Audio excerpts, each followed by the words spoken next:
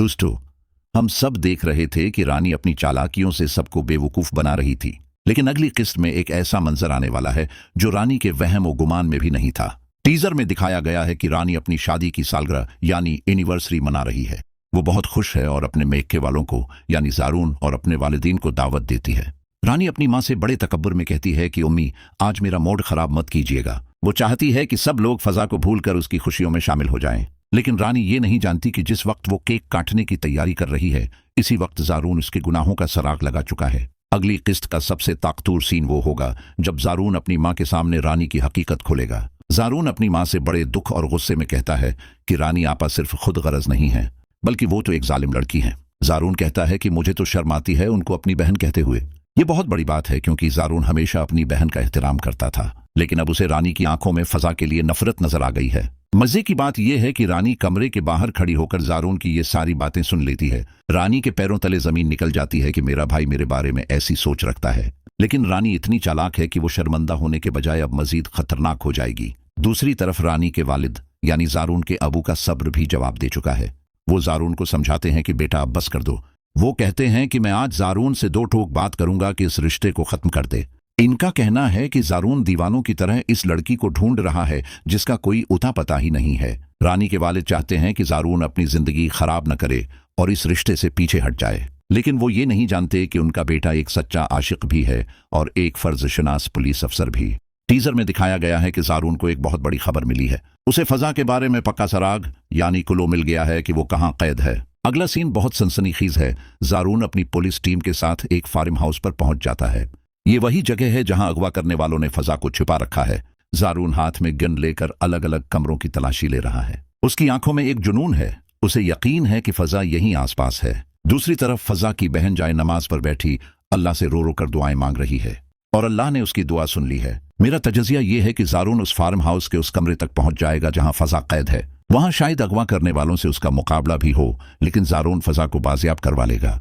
फजा की हालत बहुत बुरी होगी, वो डरी हुई और सहमी हुई होगी, लेकिन जैसे ही वो ज़ारून को देखेगी उसे यकीन नहीं आएगा कि उसका मसीहा उसे बचाने आ गया है। अब कहानी का असली ड्रामा शुरू होता है जब ज़ारून फजा को लेकर घर पहुंचेगा। ज़ारून फद्दा को सीधा उसके भाई साकब और भाभी रानी के घर लेकर जाएगा। घर में रानी अपनी एनिवर्सरी की तैयारियों में लगी होगी। अचानक दरवाजा खुलेगा और ज़ारून फजा को सहारा दिए हुए अंदर दाखिल होगा। ये मंजर देखकर रानी के चेहरे का रंग उड़ जाएगा। उसे अपनी आंखों पर यकीन नहीं आएगा कि जिस फजा को उसने रास्ते से हटाया था वो वापस आ गई है।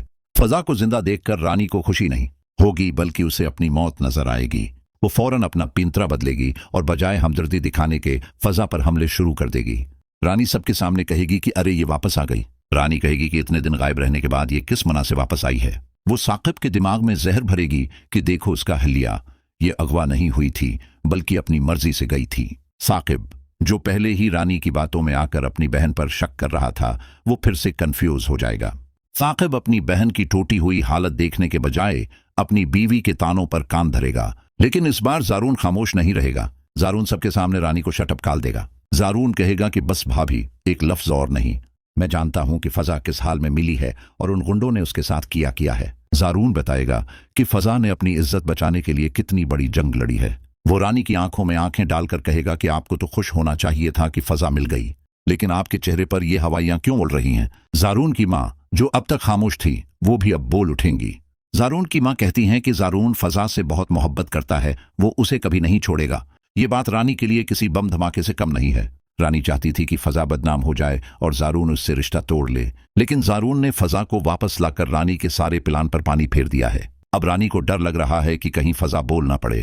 अगर फजा ने बता दिया कि मुझे अगवा करवाने में घर के ही किसी फर्द का हाथ है तो क्या होगा। रानी अब साकिब को इमोशनल ब्लैकमेल करेगी। वो कहेगी कि साकिब, अगर ये लड़की उस घर में रही तो मैं यहां नहीं रहूंगी। रानी कहेगी कि मोहल्ले वाले बातें बनाएंगे, हमारी इज्जत खाक में मिल जाएगी। साकिब एक कमजोर भाई है, वो अपनी बीवी के दबाव में आ जाएगा।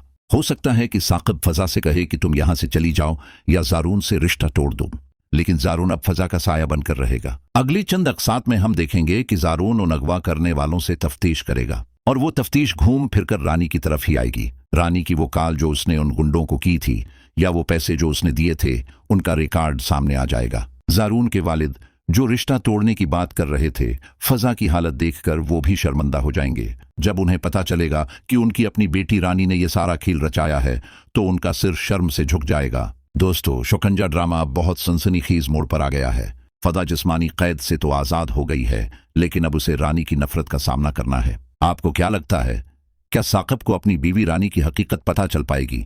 और जब जारून को पता चलेगा कि उसकी अपनी बहन ही उसकी मोहब्बत की दुश्मन है तो वो क्या करेगा? क्या जारून रानी को जेल भेज देगा या घर की इज्जत की खातिर खामोश रहेगा? रानी जिस तरह जारून को जालिम कह रही थी, असल में जालिम वो खुद है। अब देखना यह है कि फजा अपनी बेगुनाही कैसे साबित करेगी, क्योंकि रानी तो अब हर कदम पर उसके किरदार पर कीचड़ छालेगी। लेकिन सच को कोई छिपा नहीं सकता और जारून अब सच तक पहुंचकर ही रहेगा। अपनी राय कमेंट्स में जरूर दीजिएगा कि क्या फजा को जारून से शादी करनी चाहिए या नहीं। वीडियो पसंद आई हो तो लाइक करें और चैनल को सब्सक्राइब करना मत भूलें।